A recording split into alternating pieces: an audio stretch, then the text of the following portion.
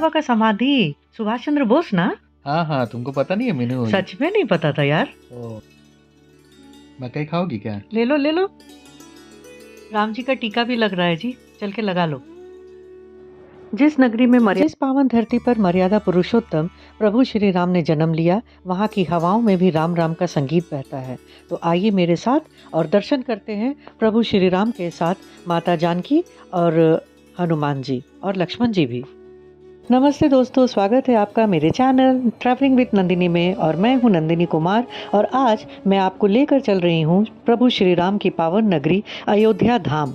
आइए इस दिव्य और आध्यात्मिक यात्रा का अनुभव मेरे साथ कीजिए और बोलिए जय श्री राम, जय श्री राम, जय श्री राम। दरअसल लखनऊ हम लोग सिर्फ 2 दिनों के लिए ही आए हैं और यहाँ आने के बाद हमें पता चला कि अयोध्या की दूरी सिर्फ 137 किलोमीटर अवे है। बस फिर क्या था, गाड़ी उठाए और हम लोग लगभग 3 घंटे के अंदर ही अयोध्या पहुँच गए। और ये देखिए हम लोग अयोध्या। फ्रेंड्स, इस जगह का नाम गुप्तार घाट है और पौराणिक और धार्मिक मान्यताओं के अनुसार अपना अवतार कार्य पूरा करने के बाद भगवान श्री राम ने इस स्थान पर सरयू नदी में जल में प्रवेश करके जल समाधि ली थी और यहीं से वे परम धाम वैकुंठ को प्रस्थान भी किए थे। तो आइए चलकर दर्शन करते हैं। इसी गुप्तार घाट में प्रभु श्री राम अपने राजश्री वस्त्र और आभूषण, अस्त्र शस्त्र, राजकाज और सिंहासन, सांसारिक संबंध और नश्वर देह सब कुछ का त्याग करके सरयू नदी में जल में प्रवेश किए और अपने वास्तविक स्वरूप श्री विष्णु में विलीन हो गए।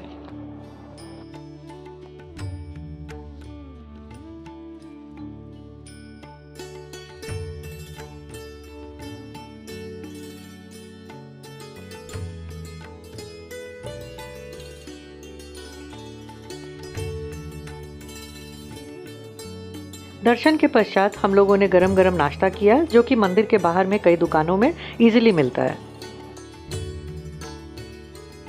वास्तव में गुमनामी बाबा सुभाष चंद्र बोस है और उनकी समाधि अयोध्या में है।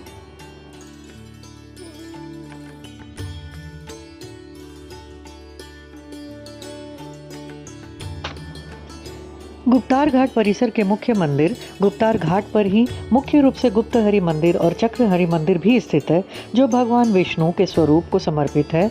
और इनके अलावा यहाँ राम जी सीता जी का मंदिर और भगवान नरसिंह मंदिर भी प्रमुख है, तो इनके दर्शन करना भी ना भूलिएगा।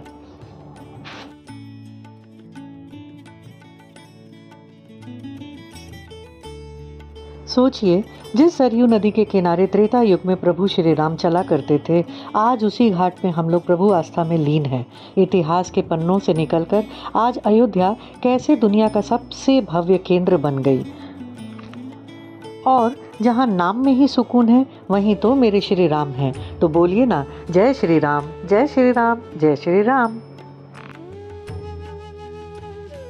हजारों साल का इंतजार, अनगिनत कहानियाँ और एक ऐसा शहर जो सिर्फ प्रभु आस्था में लीन, जिस मिट्टी के कण कण में साक्षात राम बसते हों और राम के मन में साक्षात हनुमान बसते हों। यहाँ आने के बाद पता चला, यहाँ तो पूरा शहर ही प्रभु भक्ति में रमा हुआ है।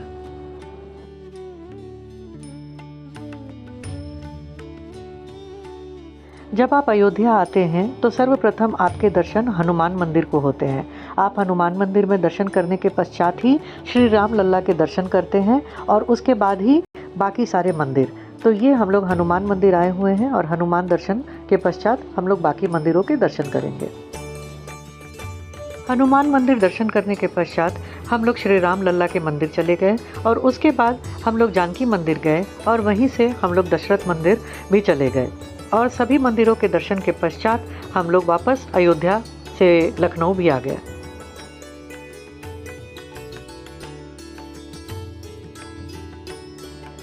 जैसे ही हम लोग मॉल में पहुंचे, बस हमें फिर से भूख लग गई, तो हम लोग यहीं पे कुछ खाना खाते हुए और बस दिन भर की बातों को याद कर रहे थे और खुश हो रहे थे।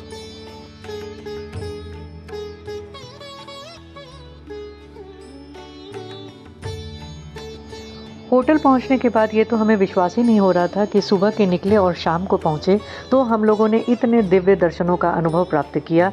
मतलब हम लोग सुबह से लेकर शाम तक में ही अयोध्या नगरी पहुंच भी गए और रामलला के दर्शन किए और साथ में जानकी माता का। बस चलिए आपको एक बार रूम टूर भी दे देती हूँ।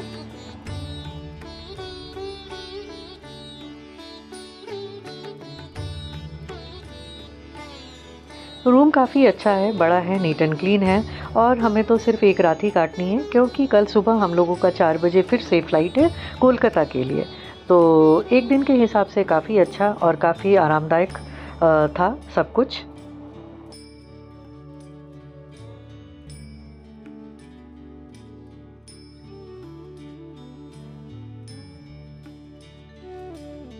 सब कुछ बहुत अच्छा था।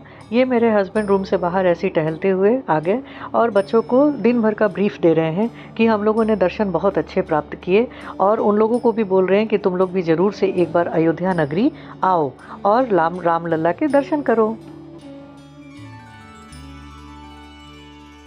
होटल के नीचे में ही एक छोटा-सा रेस्टोरेंट था जहाँ मिठाइयाँ मिलती थी।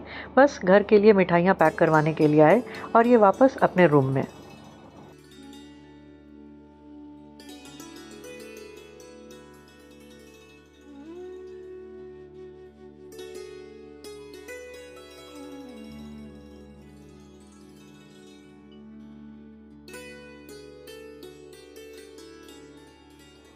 तो फ्रेंड्स ये था एक दिन का स्टे लखनऊ में और हम लोगों ने लखनऊ के स्टे का भरपूर फ़ायदा उठाया और बहुत अच्छा दर्शन प्राप्त हुआ। तो जब भी आप लखनऊ आते हैं बिना प्लान किए आराम से आप अयोध्या नगरी में रामलला के दर्शन कर सकते हैं।